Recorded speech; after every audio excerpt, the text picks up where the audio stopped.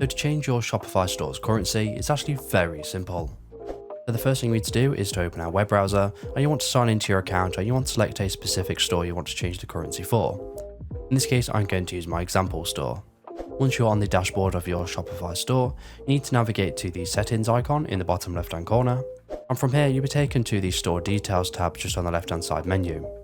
From here you see multiple details about your store, but if we scroll down slightly you see the store currency. From here you can click on the drop down menu and change your store currency. So in this case I'm going to change it to the US dollar. Now it's very important that you know that once you've made your first sale on that store, you can no longer change your store's currency from the settings tab, and instead you'll have to contact Shopify support to get this changed in the future. So once you're ready, you want to click on save, and your Shopify store's currency will be successfully changed. And that's it. So if this video is helpful, please leave a like and pass it on to someone who may find it helpful as well. And if you have any questions or comments, you can leave them below and I'll reply to you as soon as I can.